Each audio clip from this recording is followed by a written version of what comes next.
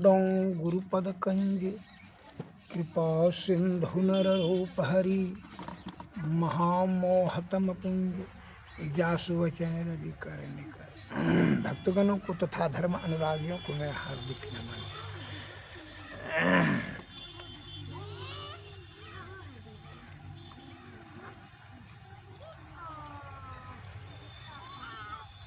सत्संग योग उपनिषद में बताया गया है, निमिषम निमिषम आर्ध्यम वा प्राणी नो अयम आत्म चिंतकाः कृतु कोटि सहस्राणाम ध्यानम एको विशिष्यते। आत्म ध्यान प्रायण महात्मा गण एक व आधा निमेष काल भी जो आत्म ध्यान करते हैं वह कोटि यज्ञ फल की अपेक्षा भी श्रेष्ठ है।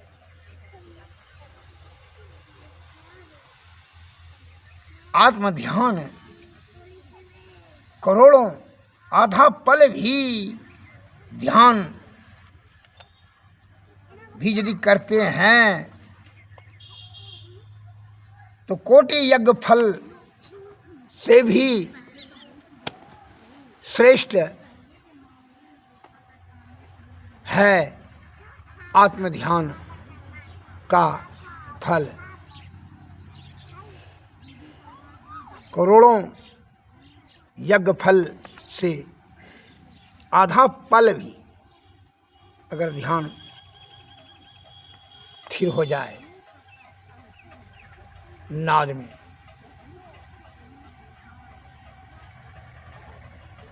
मैं एक लघु कथा से बता। वशिष्ठ मुनि और विश्वामित्र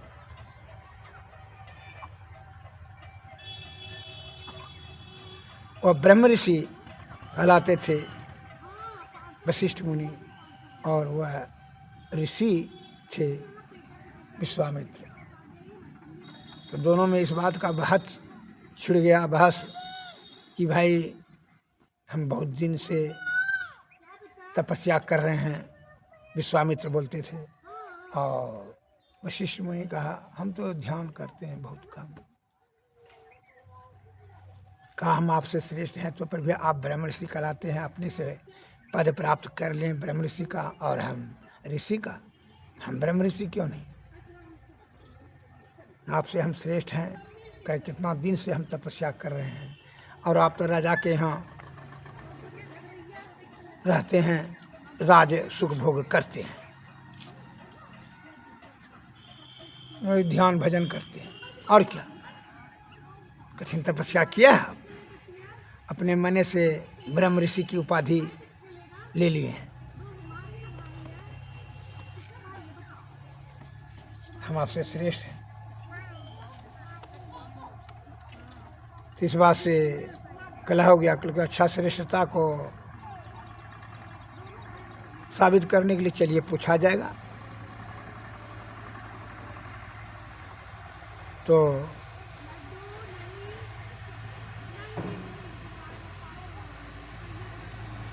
धर्मराज से पूछा, कहा कि हम कैसे बता सकते हैं ऋषिवर श्रेष्ठ कौन है?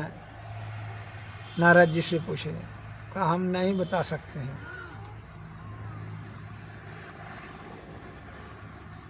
तो कैलाश पर भगवान भोलेनाथ से पूछे, क्योंकि हम कैसे बताएंगे, आप लोग पृथ्वी का वासी हैं, कि कौन आप दोनों में से कौन श्रेष्ठ हैं? तो एक काम कीजिए ना, आप पृथ्वीवासी हैं तो जाकर पृथ्वी से पूछ लीजिए ना, इसका सही निर्णय तो पृथ्वी ही बता दें। कहा ये बात भी ठीक है। बोले दोनों आए,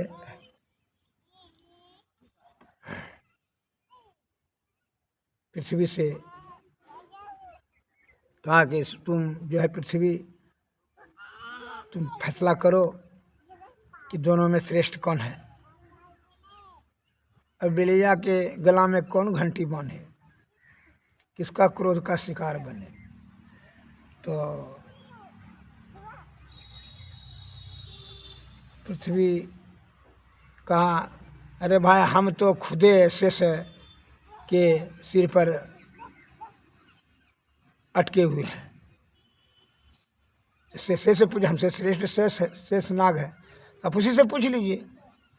कहा यो बात ठीक है। शेष से पूछा तो कहा हाँ हम तो बता देंगे, लेकिन हमारे माथा पर जो है ये पृथ्वी का जो भार है, इसलिए हम सही सही जो है डिसीजन नहीं दे सकेंगे। एक काम कीजिए, आप दोनों ने यह भार को थोड़ा देर के लिए थमिए, भार उठाइए अपने धर्म के प्रभाव से, तब ना हम बढ़िया से सही सही सोच विचार करके अपने ज्ञान से तब ना बता हम सकेंगे कि आप दोनों में से श्रेष्ठ कौन है। कहा हाँ ठीक है, तो हट जाइए। तो विश्वामित्र ने कहा कि ठीक है आप जो है हट जाइए, पृथ्वी का भार हम थम लेंगे। तो कहा ठीक है। तो विश्वामित्र ने एक चूरू अंजलि में गंगा जल लेकर के बोलने संकल्प लेते हुए बोले, अगर हम जीवन भर जीवन में तन मन से मैं तपस्या किया हूँ, तो उनके धर्म शक्ति से, मेरे तपोबल से पृथ्वी का भार थम ले, संतुलित रह जाए, मेरे धर्म के प्रभाव से उसी पर यह पृथ्वी दृढ़ हो जाए। तो का शेष इतना कहते हुए शेषनाग को बोला कि ठीक है आप निकल हट जाइए। जैसे वह पृथ्वी से हटा तो थरथर कांपने लगा पृथ्वी का भार संतुलित नहीं हो पाया, डगमगाने लगा और पृथ्वी में बड़ा कोलाहल होने लगा। समुद्र पहाड़ सबका बैलेंस सही से असंतुलित होने लगा, सही का ठहराव नहीं हो पा रहा था। पृथ्वी बड़ी कांप रही थी। तो कहा ठीक है, उसमें तो इससे नहीं हुआ। तो कहा ये ठीक है। वशिष्ठ मुनि ने कहा हम अपना धर्म का बल लगाते हैं। तो वशिष्ठ मुनि ने कहा कि आधा पल भी हम आत्म ध्यान से नाद बिंदु में हमारा ध्यान दृढ़ हो, ठहरा हो, उसके धर्म के प्रभाव से यह पृथ्वी का भार संतुलित हो जाए, उसी पर दृढ़ रह जाए। शेष को बोला कि हट जाइए। शेष हट गया, पृथ्वी का भार एकदम संतुलित हो गया, सही, किसी प्रकार का कोई भी प्रतिक्रिया नहीं हुई, अस्थिर हो गया पृथ्वी। उसका आधा पल का धर्म का प्रभाव से पृथ्वी का भार सही संतुलन बना लिया। कहा हाँ, जब अस्थिर हो गया तो विश्वामित्र ने कहा कि ठीक है अस्थिर हो गया, अब आप फैसला कीजिए कि श्रेष्ठ कौन है। शेषनाग आप बताइए कि श्रेष्ठ कौन है। तो शेषनाग ने कहा ऋषिवर अभी भी बताने के लिए कुछ बाकी है। कलह क्या बात का है, कलह की धर्म किनका श्रेष्ठ है, हमरा की वशिष्ठ मुनि का। कहा तो आप बताने के लिए क्या कह रहा गया, आप तो स्वयं देख ही रहे हैं कि आप पूरे जीवन का तपोबल लगा दिए, फिर भी पृथ्वी का भार अस्थिर नहीं हो सका, संतुलित नहीं रह सका, थर-थर कांपने लगा। और वशिष्ठ मुनि ने आधा पल ध्यान का ही भार लगाया, जो कि यह पृथ्वी धीरे अस्थिर हो गई, किसी प्रकार का कोई भी असुविधा नहीं उत्पन्न हो रहा है। अतः इस बात से साबित हो जाता है इनका धर्म वशिष्ठ मुनि का आपसे अत्यंत श्रेष्ठ है। अतः इस बात में संदेह संशय नहीं रहा।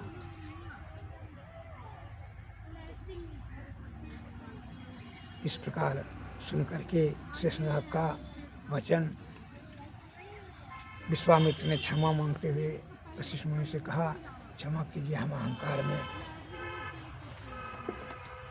अपना सद्गुण खो रहे थे। उसी प्रकार अहंकार से सद्गुण का नाश हो जाता है और दुर्गुण का उत्पत्ति होने लगता है, धर्म शक्ति प्रभाव कम हो जाता है। इस बात को सदैव ध्यान रखें। अतः अहंकार बड़ा सद्गुण को नाश करने वाला है। अहंकार का नियंत्रण त्याग दें और मन का नियंत्रण में कर लें, तब विषय पर आप विजय प्राप्त कर सकेंगे। श्री सद्गुरु महाराज की जय। एक उदाहरण और मैं देता हूँ। हाजी निजामुद्दीन मोहम्मद साहब, हाजी मोहम्मद साहब 60 बार हज करके आए थे। उनको बड़ा अहंकार हो गया। वह कोई भी नमाजी हाजी आते थे, उनके से कुछ कुरान की बातें सुनने समझने के लिए, तो उन्होंने अहंकार से बोलते थे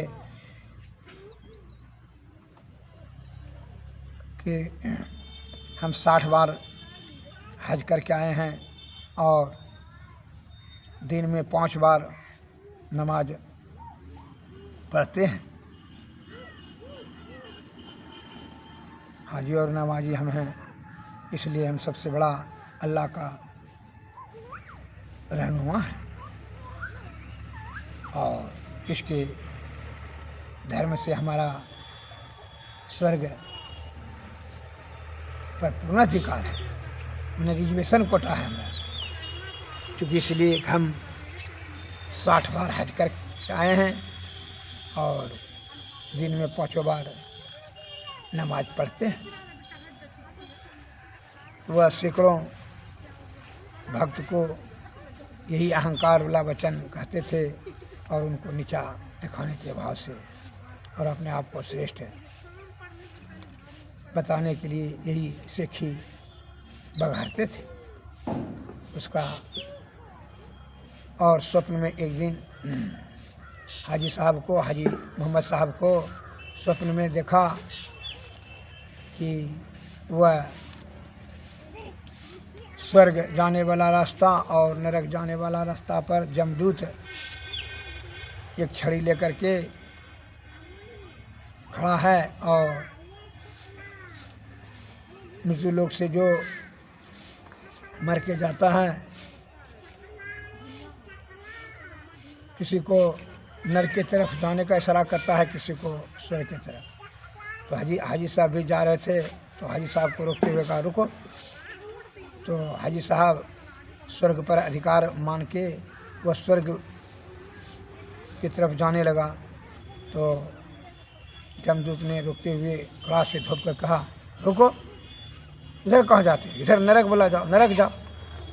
कहा कि जमदूत महोदय, हम 60 बार हज करके आए हैं और दिन में 5 बार नमाज पढ़ते थे, तो हम को स्वर्ग तो हमारा पर अधिकार है, तो आप हमको नरक क्यों भेजते हैं? तो यमदूत ने भड़कते हुए कहा, तुम यही सेखी मृत्युलोक में पघारते थे सबको और अहंकार से सबको बोलते थे, जिससे कि अहंकार से तुम्हारा पुण्य नष्ट हो चुका है। अब दुर्गुण, आपको कोई ऐसा कोई पुण्य नहीं है जो कि तुम स्वर्ग के योग्य हो, स्वर्ग के जाने तरफ मैं आपको कह सकूं। आप स्वर्ग अतः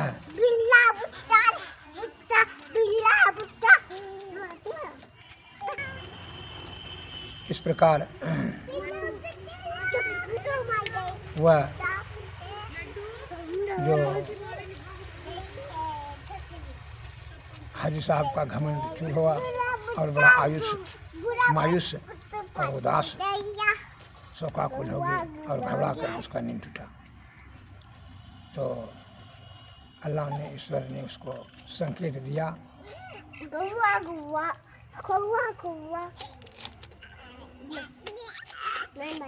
तो इस प्रकार से हाजी साहब का घमंड चूर हो गया कि जो समझते थे कि हम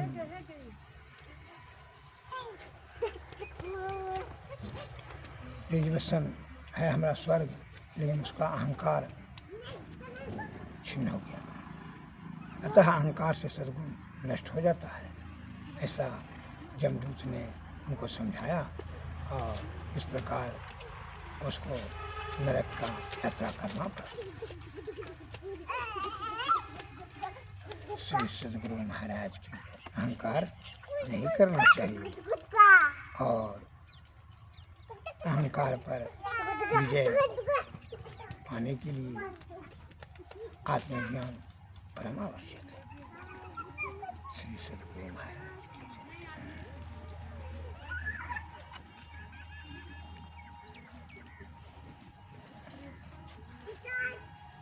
अतः गुरु के शरण में जाने से आपका विषय पर विजय प्राप्त करने की ज्ञान तथा मन नियंत्रण करने का ज्ञान प्राप्त कर सकते हैं, उनकी कृपा से ही होगी। कहे बिना गुरु की कृपा से आप का विषय बड़ा बलवती होता है, विषय पर विजय प्राप्त नहीं कर सकते हैं। इसलिए सद्गुरु के शरण में जाएं, पूर्ण श्रद्धा और विश्वास से और उनकी कृपा प्राप्त करें। उनकी कृपा पाकर के ही आप दुखी से भक्ति, भक्ति से मुक्ति। श्री सद्गुरु महाराज। इसलिए बताया है चौपाई में, सतगुरु सत परमारथ रूप, अति ही दयामय दया स्वरूप,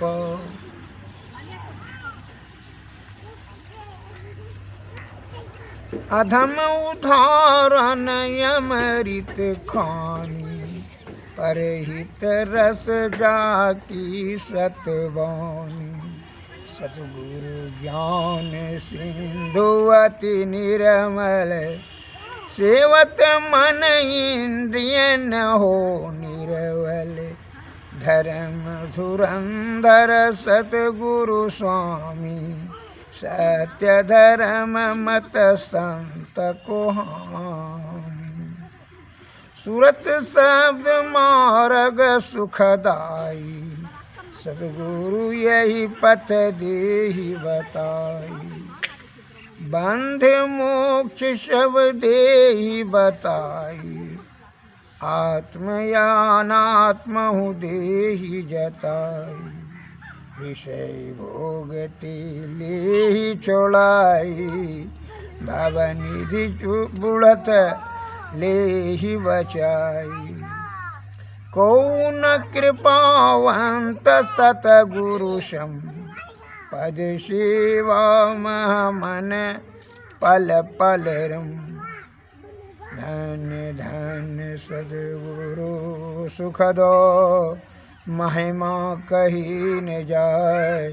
जो कछु कहूँ तुम्हारी कृपा, मोते कछु न वसाय। श्री सद्गुरु महाराज की जय, श्री सद्गुरु महाराज की जय। और तन मंदिर में कीजे, दृष्टि जुगल कर सन्मुख दीजे। कमक बिंदु सूक्ष्मयति उज्जल, ब्रह्म ज्योति अनुपम लख लीजे। जगमग जगमग रूप ब्रह्मांड, निरखी निरखी ज्योति तज दीजी। शब्द सुरत या व्यास सरल तर, करि करि सार शब्द गहि लीजिए। ऐसी जो काया गढ़ त्यागी, भव ब्रह्म भेद सकल मल छीजी। भवखंडन या रति यह निर्मल, करिमहि अमृत रस पीजी। आरती तन मंदिर में कीजिए, दृष्टि जुगल कर सन्मुख दीजिए। श्री सद्गुरु महाराज की जय, श्री सद्गुरु महाराज की जय। सद्गुरु नमः।